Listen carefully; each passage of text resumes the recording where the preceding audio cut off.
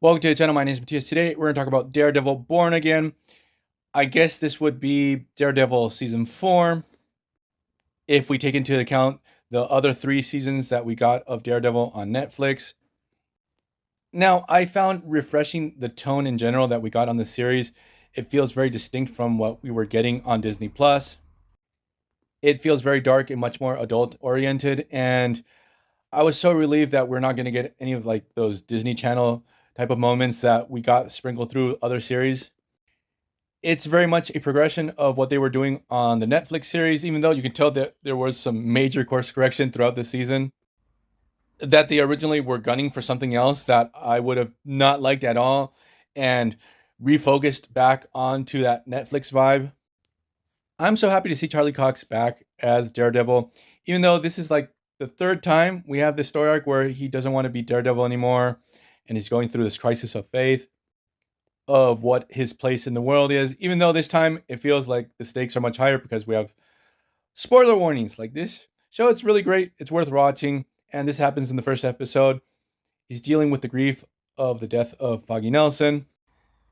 Now, for the side characters, I do not care much for the characters that they use to replace Karen and Foggy in the series. They're very meh. I'm so happy to see Bernthal back as the Punisher. He is a real scene stealer. I feel like that guy deserves a feature film as a Punisher. So the main villain, Wilson Fisk, Vincent D'Onofrio, I feel like he's one of the best Marvel villains. His interpretation of the character is just next level.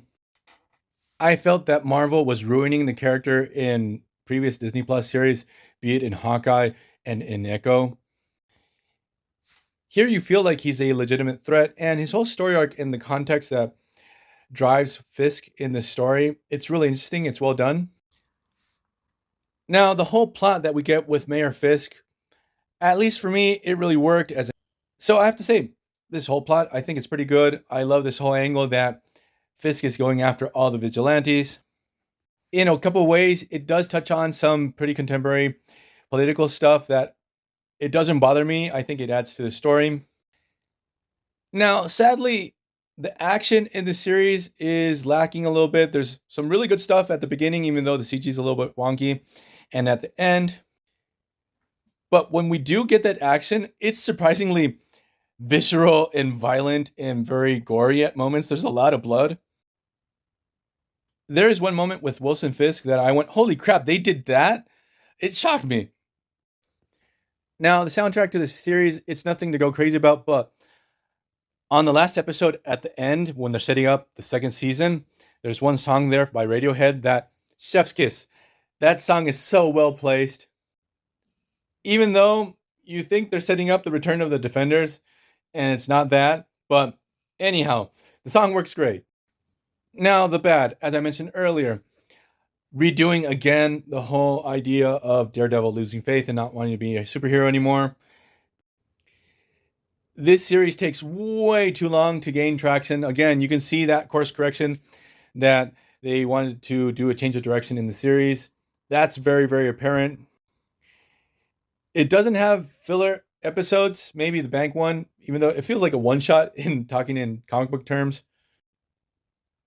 You had the villain Muse, who has a very interesting power set, and he doesn't have powers in the series. He feels a little bit wasted, even though he does add to the character arc of one of the side characters in the series. Another character that was super cool, and what happened to him, it's very impactful, but also feels a little bit wasted. They could have used more of is White Tiger.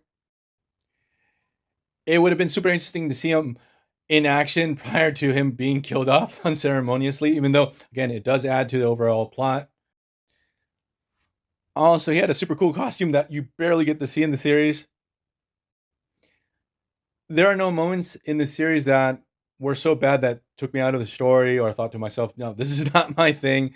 So I'm going to give this one a stupid score of, I was going to do 21, but I'm going to give it one more point for Frank Castle. I really love the Punisher, especially this action stuff that we have at the back end with him was really fantastic. So see you guys next time. Bye.